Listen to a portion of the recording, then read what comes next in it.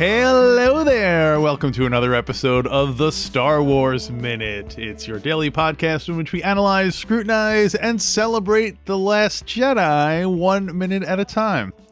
I'm Alex Robinson from alexrobinson.fun. I'm Pete the Retailer from PeteTheRetailer2.com. And I'm Father David Mowry from FatherDavidMowry.com.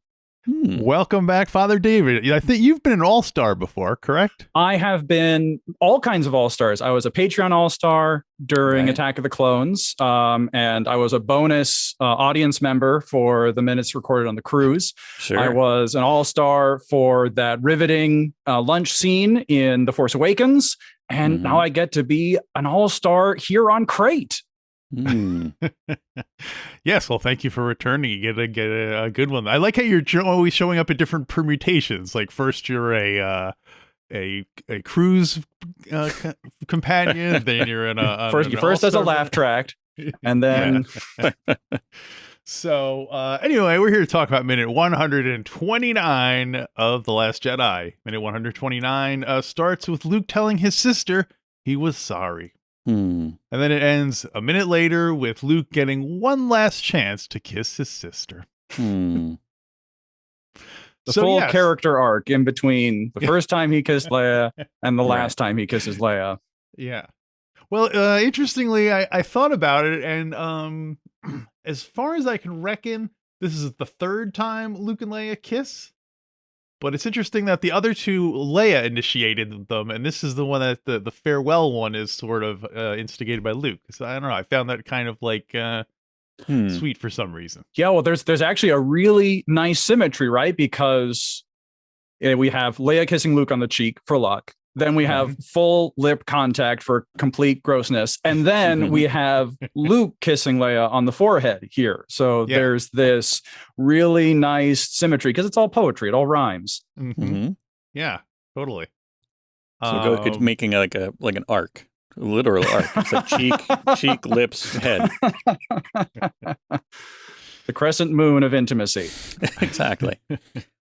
So yeah, getting back to the beginning of the minute, he's there to say that he's sorry, and she says, "I'm just glad you're here at the end," which is very sad to hear her say because she's always such a hopeful character. Right. And well, now she's just kind of like, she gave up. You know, we saw that, and it was a strange moment. She was, like, you know, if you are. Somehow, if you took it upon yourself to watch these kind of within the internal chronology, you know, the first after seeing her as a baby, the first time we see her kind of as a character, she's, you know, hopeful. She's talking about hope, and that's her, you know, her whole thing. And then here she's finally just like, oh, what's the point? Like, we're done. There's like half a dozen of us here hiding in a rock. Like we're nobody's calling, so let's just, you know, give up. And not as explicitly as that. She doesn't say let's give up, but she was like, well, we tried. And like it's, you know. Well, that element makes this conversation, I think, one of the more hopeful ones in the sequel trilogy, because in this scene, I mean, first and foremost, Mark Hamill and Carrie Fisher are just acting their hearts out. I love how much pathos and how much history is communicated in the previous minute, of course, with the joke about the hair, and also this minute with the really honest and vulnerable conversation that these two people who love each other, who have been through so much together, are able to share with one another. And here, Leia is exposing a part of her that she doesn't get to share. She always has to be General Leia. She has to be the princess. She has to be the strong one, the one who knows what's going to happen next, who's always that source of hope. But with her brother, she can be honest that she sees this as the end, that there's no hope left. But what she hears from Luke, so first there's this, I love the way the minute begins with Luke saying he's sorry, and Leia doesn't deny his apology. She doesn't do the polite thing, no, you don't have anything to be sorry for. No, she says, I know. And she doesn't deny the fact that Luke does bear some of the blame for this situation. This is part of Luke owning up to his failure as a teacher. And he says as much by acknowledging, I can't save him. Right. But that doesn't mean that he's really gone. That it's not, Luke recognizes it's no longer on him to save the day. This is his last chance to impact the history, the story of this saga. And it'll be for someone else to carry it. So in that, I think Luke is inviting Leia to a different version of hope. Luke and Leia are able to fade away. They're able to say, this is it for us. We have done everything that we can, but that doesn't mean that hope dies with us. There are other people now who can save the galaxy from the mistakes that we've made. Right. Yeah, he should have been like, I was just talking to Yoda, and he said that they're what we grow beyond or something. It's really, I'll send you a link. It's a powerful talk. She's like, this guy again with this made up Yoda character he always keeps talking about. Man, Luke's such a boomer, just sharing pictures through email forwarding. And I saw this on Facebook. Here, you should see it. Sends a screenshot of a screenshot. Well, so I think along the lines of what you're right, like they've kind of done their bit and they can move on, but that doesn't mean hope is extinguished, especially because when you realize that if this is all that's left of the rebellion, it's like Leia and a bunch of scrubs. Like this is not going to be the people who are. This is not General Dodonna and Admiral Akbar and Admiral Holdo and brilliant minds of the like. This is like, this is like a bowling team or something. It's,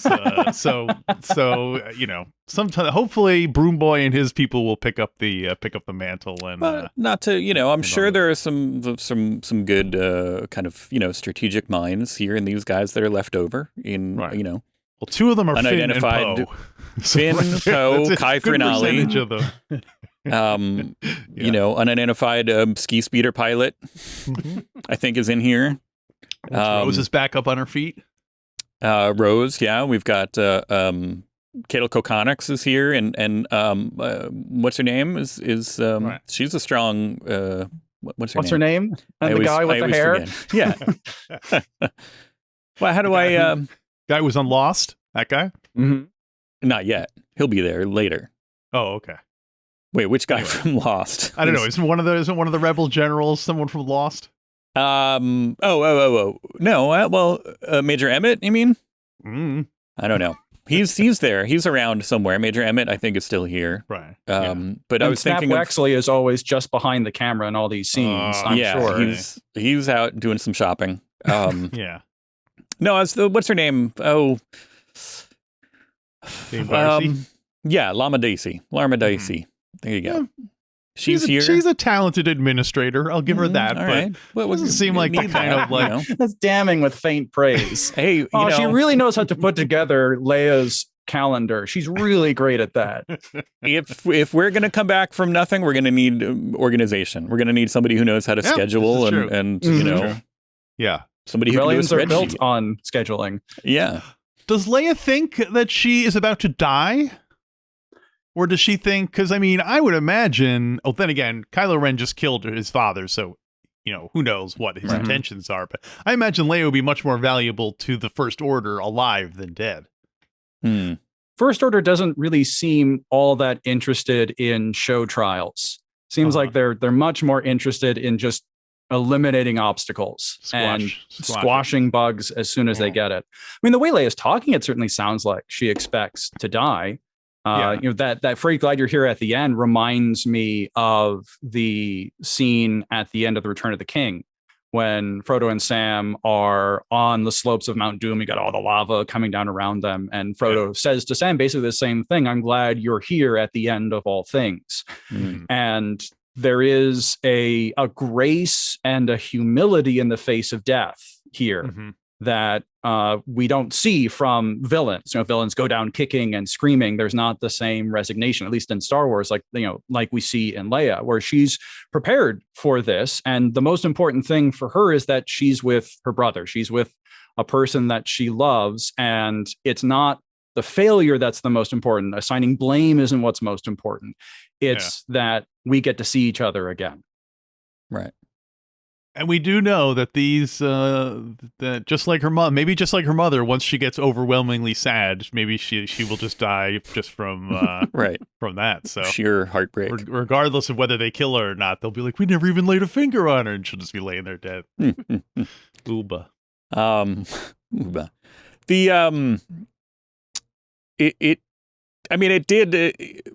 it does hearken to something that, one of the major complaints that I saw from people, which legitimate, but it didn't bother me in the same way. But a lot of people were, saying, well, we didn't get the band back together in The Force Awakens. We never had, the, Han and Luke and Leia kind of, and, ostensibly the droids and Chewie and all that. We never got everybody back together having one last adventure. They were all kind of, scattered across the four winds, and we weren't, due to the events of that movie, we're never going to get that. And so this, her saying, I'm glad you're here, also kind of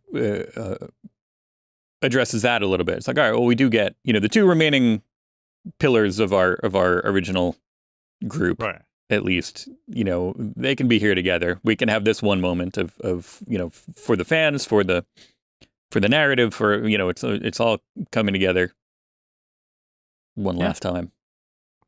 So looking at it extra textually as well as within this, I am glad they got a scene together, even if it had to be via Force Ghost, or Force right? Well, Phantom. I don't know what you call the.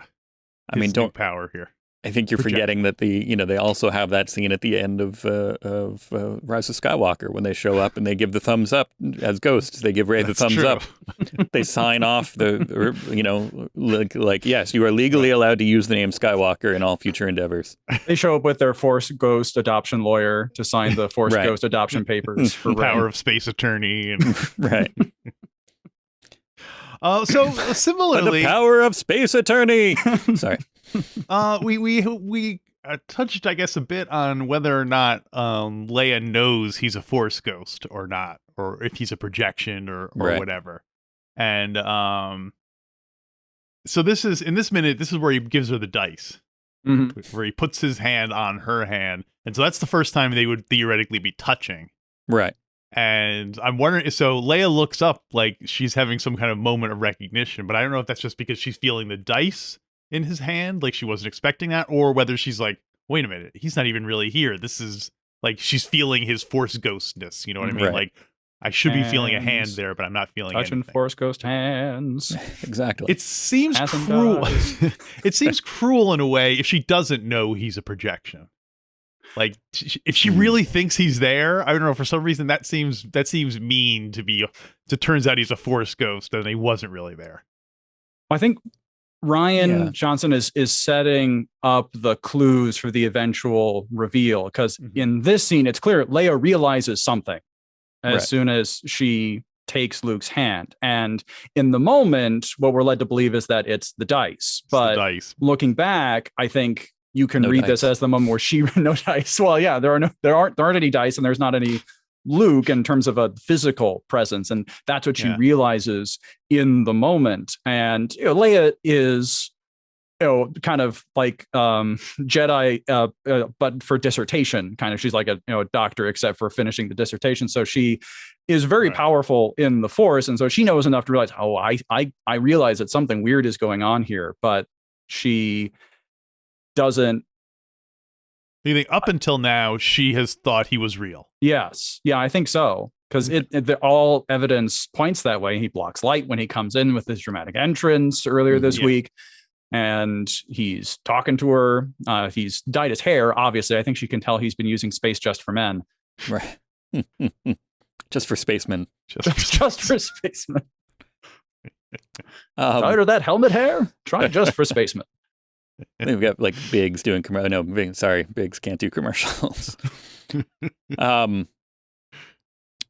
I do. I think that that there's an understanding there in that moment where they do a touch, and that's my note was, how is this happening? But I don't mean it to sound as frantic and frenzied as that. But it does. Ruined. How is this happening?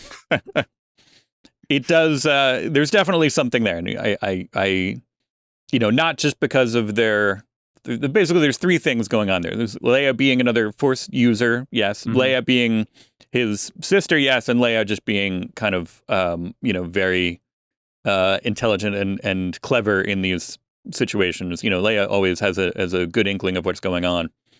And no dummy. so I think then putting those putting those three together, I think that she puts it together kind of once that, happens, and she's like, all right, well, there's something's up with this, and I'm going to roll with it.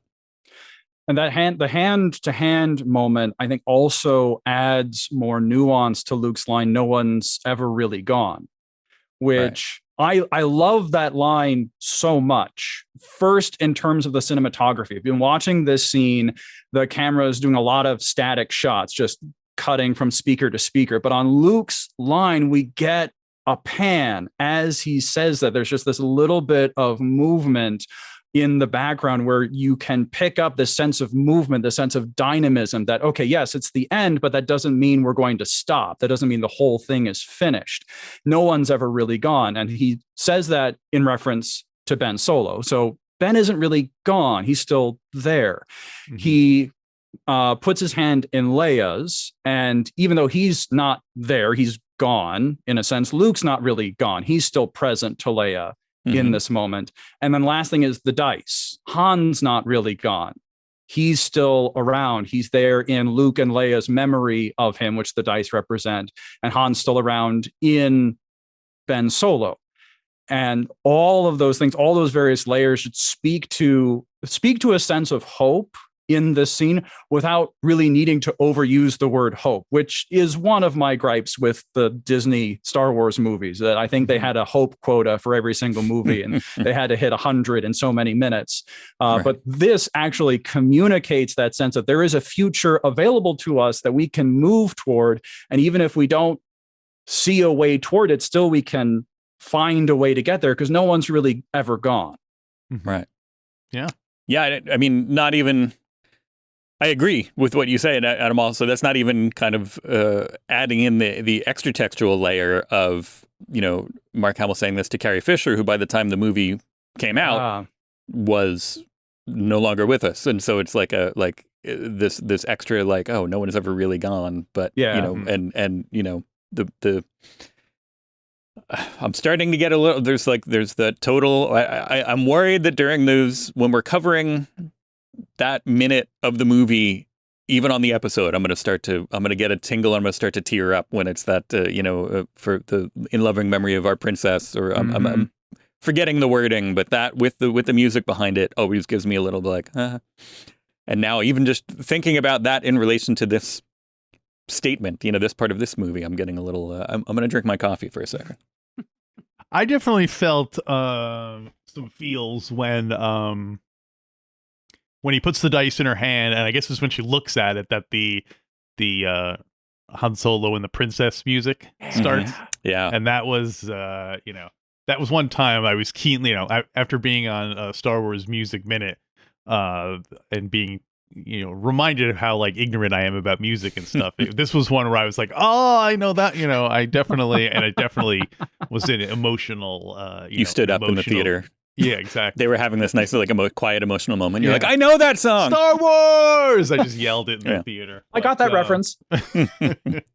But yeah, I thought that was a very, emotional use of the music. Especially because in that context, it's Han being represented by the dice. It is the scene where the, it's like his ashes, sort of, Right. And it's what ties this reunion moment together, because like you said, we didn't get the whole crew back together for one last adventure, but musically and symbolically, we do get to have Luke, Leia, and Han in the same place, because the music starts off with the Luke and Leia theme from Return of the Jedi, and that's been played with throughout this whole scene, and now it shifts to like Alex said, Han and the princess with the dice in Leia's hand, and this moment of tenderness between a brother and sister. There is this sense of, oh yeah, they were really good together. They did make a good team, and there is that sense of melancholy that comes from saying goodbye to friends for the last time, that the music and the cinematography and the acting just all brings it together. So regarding the dice, they were, of course, just after this. Wait, the Solo was after this. Yeah. So did we see the dice in the other? Is this the first time we've really paid attention to the dice since the Star Wars? or have they been mentioned before? In this movie, Luke grabs them from the cockpit see them in the Falcon. He has but that then they are moment kind of then in Solo they are kind of retconned as being. I thought Solo was first, and this is kind of like the payoff for the dice being. No, this is like a weird setup to Solo. Yeah. They were like where adding an extra layer of emotion for Solo. They're like, it's like the Jeopardy version. You're getting the answer first, and then in Solo, you're getting the question as to what are Han Solo's dice. How did he get those dice? I wonder. I hope they explain that at some point. In Solo 2 Duo, they will explain where the dice come from. Exactly. Yeah. But the only other time I can remember them is when Chewie bumps into them in Star Wars. Yeah, that's the only time I remember seeing them. And they're set swinging, and other than that, it's like, oh yeah, of course, because it's a space truck. So yeah, there's going to be something hanging from the rearview mirror equivalent. Yeah. And now they become this totemic symbol of Han Solo. Right. Not Chewbacca, because Chewbacca's still alive, but he doesn't get the attention. He can't speak, so it's kind of like he's dead in a way. It's like now that Han's dead, he can't speak to Chewie anymore. So it's like he died at the same time. It is a weird. I'll put that in the bin, not the bin. That sounds negative, like I'm throwing it away. I'll put it in the same folder, the same category with, it's a trap and Chewie not getting a medal, like all these things that have kind of been given their moment because Admiral Akbar didn't. That was part of one of the complaints about this movie is Admiral Akbar not getting his due, but it's like That's a puppet from a movie that came out 30 years ago. You're a puppet. 40 years ago. You puppet. Yeah. There's things that have been built up in the fandom since then that have been either memes or things like that. That it's like like the dice. I remember that being a thing. Like, oh, did you notice? Like once.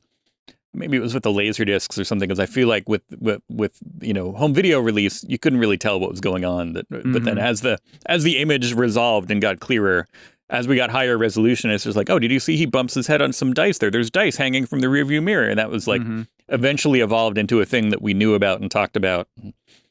And now it becomes so much more of a thing. Which there's a lot of things like that in modern Star Wars that we're like, oh, we're addressing the things that we as fans, as a collective fandom, kind of discovered or found out about in the intervening years.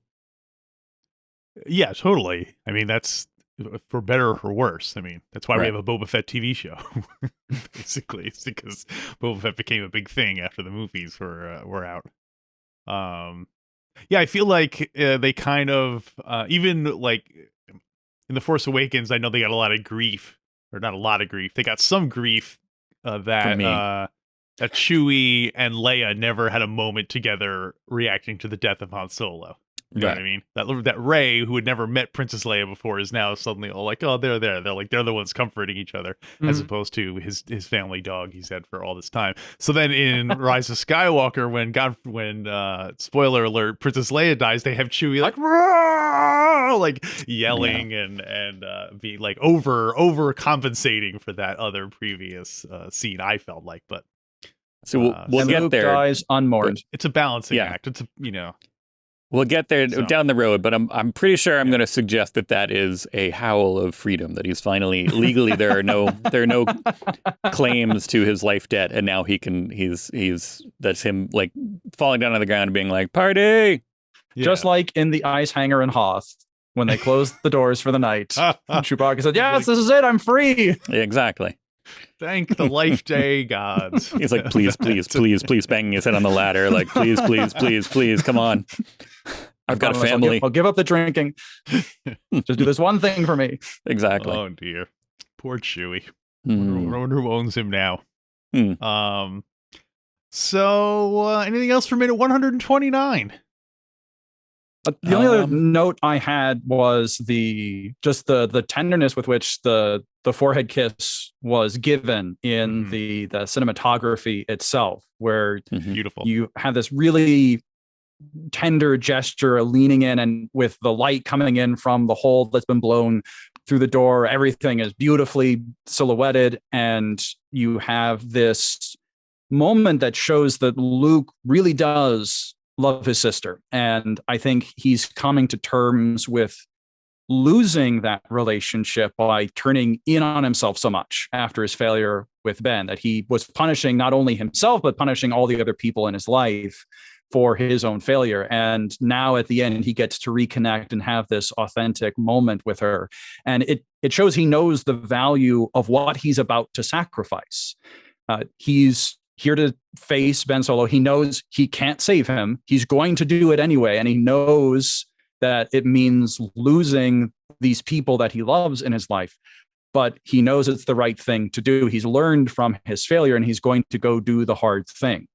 It's one of the reasons why I love The Last Jedi so much. It's such a mature reflection on that generational change that we want. We want Han and Luke and Leia to hand the keys off to a new generation, but that means that the new generation inherits the failures as much as the successes. And the outgoing generation has to make peace with the fact that they didn't do everything perfectly. They left the galaxy still a mess for another generation to come and clean up. And that's the way history goes all the time. And they didn't start the fire. No, it was always burning since the world's been turning. And for their generation, they show their maturity. They show they're the good guys by being able to say, we can learn from this. We'll do everything we can. We're not going to be successful completely, but that's okay because it's not totally on us. And we're going to have to sacrifice the things that we love, but that doesn't change the fact that they are good and that we love them and that we need to give them up in order to do the right thing. Yeah. Yeah. Eloquently put.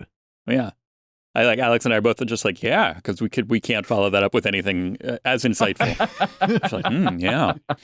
Oh man, I'm so glad to hear that, because I teach at the seminary here in Chicago, and you talk about generational change. There is a big generational gap in the appreciation for this movie, because it always comes out at conversation in the cafeteria, like, oh, Father, I hear you're a big Star Wars fan. Like, yes, I am. What did you think of Episode 8? And that's when I blow their minds. Say, well, it's my third favorite Star Wars movie. Anyway, and these guys in their 20s are totally shocked by like, wow, how can you like it so much? It's got this, that. I'm like, well, yeah, those are all little nitpicks that you can have about any movie, because there's no perfect Star Wars movie except for Star Wars. The movie, however, isn't about what you think it's about. It's not going to go the way that you think. And that's how life is. You have to deal with those disappointments, those setbacks. The whole movie is about failure and how you react to it. And it's not that the bad guys always fail and the good guys always succeed. It's that both sides fail. Everybody fails in this movie. All the major characters fail. The difference is in how they react to it. Can they face it with humility and grace like Luke and Leia do? Or do they descend into screaming tantrums like Kylo Ren does? Yeah. Right. I'm trying to think of some people who don't fail in this movie. And I'm like the only thing I can think of is like DJ. DJ kind of goes about his way, and he doesn't really, He's better off though when he started. When he started off, he was the guy sitting in a jail cell. Then when he left, he was the guy with a fancy spaceship, a reward, and a good relationship with the First Order. I mean, maybe. That's true. Yeah. We'll see. I would like to see more of his. We'll follow his career with great interest. Yeah, well, the caretakers. Although I guess they did break their house and everything. Yeah, caretakers. Caretakers are flawless and impeccable. Yes. We cannot assign any failure to the caretakers. They're great. They're better off now. I think with less. They can just go out and with fewer Jedi on the sacred island. Yeah, I think they are better off. They can finally go about. Finally we can clean this bit out. We can fix this wall. All this stuff that we couldn't do when that guy was here. So when Rey shows up in Rise of Skywalker, that must have been like when the parent, the college student comes home, and the parents have turned the kid's room into like a a craft den or something. So, Father David, having you on, I wanted to bring up. I've been ruminating on this theory for a while, and I think that hear me out here. I think Luke Skywalker is the Martin Luther of Star Wars. In that he was kind of the character who's like, you know what, you don't need this Jedi anymore. It's all about, your own personal relationships. The there are flaws within the Jedi system, but we don't have to work in that system. We can have our own personal relationship with the Force and so on. And perhaps not coincidentally, since then, Star Wars fandom, much like Europe after Martin Luther, has descended into crazy civil war where we're killing each other over whether we agree with what is said in the movie. Like, Rey had no training. She can't possibly have these powers. And well, you don't need to have training. It's all about, your own, being in tune. So there you go. That's my theory. That's really interesting. It tracks with some of the thoughts I had when I saw this movie. So there's the textual level and the metatextual level. So within the movie itself, it's clear, even during the prequels, that the Jedi Order is in need of a reformation. Mm-hmm. It has gotten very staid. It has gotten very ossified in terms of its structures and its thought and its philosophy. And it cannot be flexible enough to deal with Anakin, who is the chosen one, but the Jedi institution fails Anakin because it doesn't meet him where he's at. It applies all of its training, just assuming that, okay, even though we didn't train him from a young age, he'll still be fine. They're not flexible enough to deal with that to great tragedy all around. We're still dealing with the repercussions of that unreformed Jedi Order because Luke is trained by two of the most conservative members of the previous Jedi Order. Right.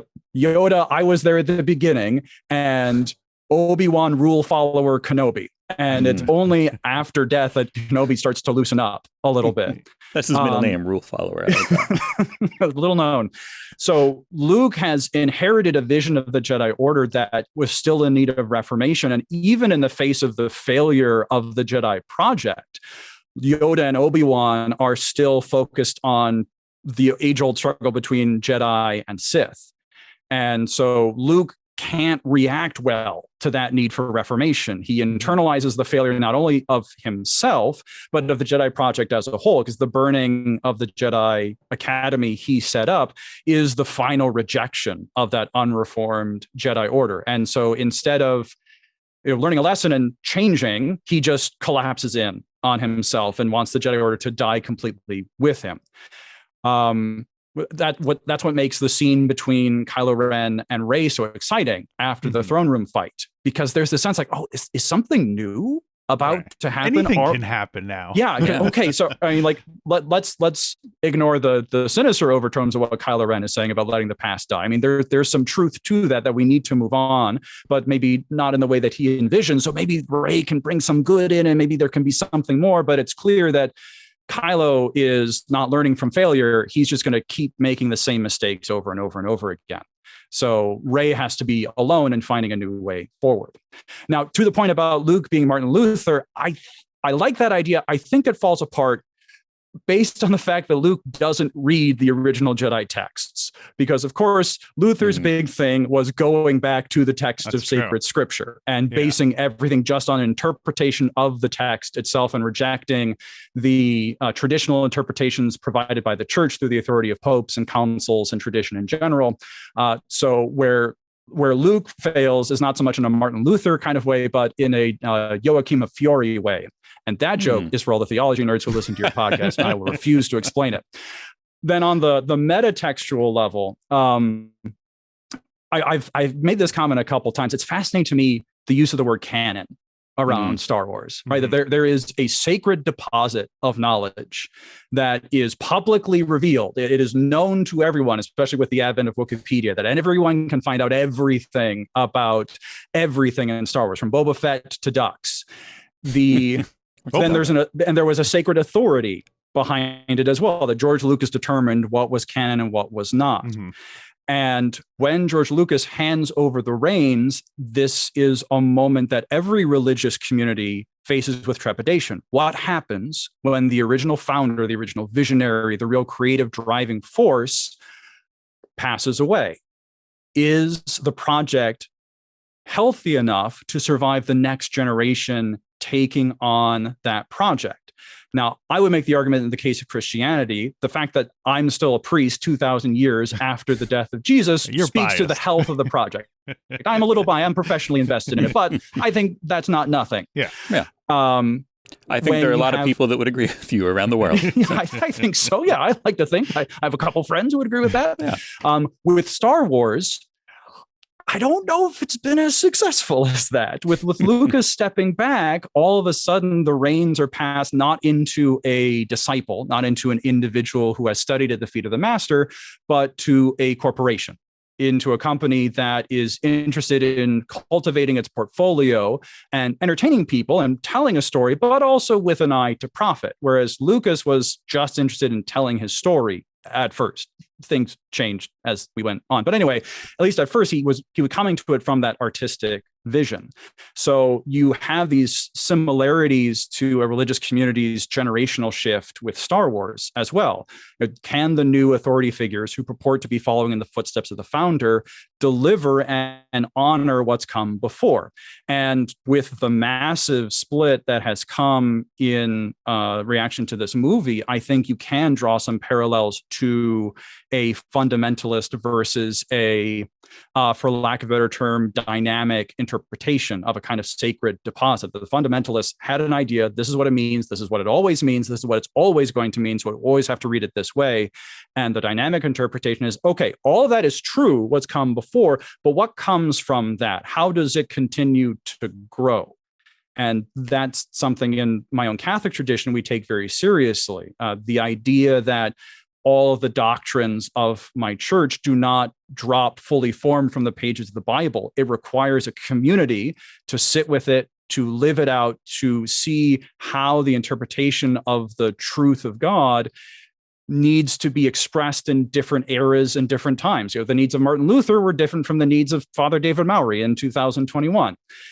And so it is with Star Wars. Star Wars needs to tell a different kind of story because we're in a different kind of place. Yes, it's a movie about space wizards for children, but children are different now. They're growing up in a different world than they did in 1977. So what kind of message do they need to hear? And I love the message that Rian Johnson has in this movie, that failure is part of life and you need to learn from it. Mm-hmm. And the ability to move forward with that speaks to the dynamism of it. And I don't mind telling you. Now, listeners may remember my story when I went to go see Revenge of the Sith. At the conclusion of that movie, I wept when the credits were rolling because I thought this is the last time I'll ever see a Star Wars movie in a movie theater. After I walked out of the theater seeing The Last Jedi and I was driving home, I started crying. Because this finally was a Star Wars movie that I had wanted. Force Awakens and Rogue One had played it pretty safe with the source material. There were movies that said, okay, everyone, we've got this. You can trust us with this project. Everything's going to be okay. But with The Last Jedi, I could see them taking risks and trying things. And no, it didn't always work, but the highs were so high and the ideas were so intriguing that I thought, okay, yes, this at last shows that this is something dynamic. We're not just in it for the cash cow. We want to take risks with this idea. We want to see what kind of stories we can tell. Because at the end of the movie, I have no idea what could possibly happen next. Right. There's everything is seemingly in flux, and that was terribly exciting. So the religious Reformation overtones, both inside the movie and outside the movie, were things I picked up on right away. They don't track one-to-one with history because nothing ever does. But I think it does provide a way of understanding both the story that the movie's telling and the reaction to the story itself. Yeah. Well, good. So what you're saying is you agree with me, and I'm right. So that's what. TLDR, Alex is right. It is a good, as to what you were saying about kind of leaving, the difference between leaving Revenge of the Sith and leaving this, or I would say leaving any of the Disney era ones, which is something that will, hopefully will kind of present itself more prominently as these go on, and there's more Star Wars out there that there will be there's more, almost kind of saying what Luke is saying here is that there's always kind of hope on the horizon, that so this wasn't your Star Wars, there's another one soon, it does a little bit, as we've said, it's like maybe that makes it a little less special, that each one isn't like here's the Star Wars and like you've been waiting for this forever, but it's like, oh good, there's maybe this one didn't, check all the boxes for me. There will be another one down the road, and we can experience that, again. So it's a good, like, the fact that there's more Star Wars happening has kind of opened up, and it's even made me kind of go back and kind of reassess my feelings about the prequels, because that was like, there was so much riding on that, because it was like, oh, this is almost like closing the door on this, and this is what we're going to go out on. All right, but now going back, I'm like, you know what? That was fine. That's fine. Like, because look, now there's other this, and maybe, they're not all fully my cup of tea, but there's things to enjoy in all of them. So, yeah. Well, that's a good note to end on. Unless, Father David, do you have anything else about The Last Jedi in general? It sounds like you kind of did a pretty much good wrap-up of what you liked about it. Anything else you wanted to comment on? Canto Bite? Anything? Porgs? What? Any other thoughts? I'll just share this one story. So in anticipation of episode 9 coming out, I rewatched all the Star Wars movies leading up to it. And I was rewatching The Last Jedi the morning before I was going to go to the theater to see episode 9. And at the end of the movie, when Leia is sitting with Rey and says to her, "We have everything we need right here," I came away from the end of this movie thinking, maybe I don't need another one. Maybe the end of this movie is actually okay, because no, I'm not going to know exactly what happens to everyone, but I don't think I need to, because I can imagine the story that happens from here, but I don't know if I need to see it. And that last shot with Broom Boy speaks to that in some way, that there is a continuation of the story, that goodness is going to rise from obscurity and impact the whole galaxy, I think, which is symbolized by him standing with his pretend lightsaber, looking at the whole sweep of stars. And that sense of hope was, for me, it felt like if this was the end, I think that'd be okay. So if you have me back for episode 9, I can tell you the second half of that story. It's a 2-year cliffhanger. I like that. Well, okay, then thanks for coming, returning to the show, and hopefully we will have you back to hear your thoughts on Rise of Skywalker. Well, thanks so much for having me. While we're waiting for that, folks, why not head on over to Facebook and check in on the Star Wars Minute Listener Society. That's where people can go and have conversations. Pete, I know you've been back there hanging out again. So yes, go to Facebook, Star Wars Minute Listener Society, become a member. StarWarsMinute.com/Facebook. Star Wars. Yeah, there you go. That's another easy way to do it. If you don't. And we'll see you tomorrow on another brand new Star Wars Minute. Star Wars Minute.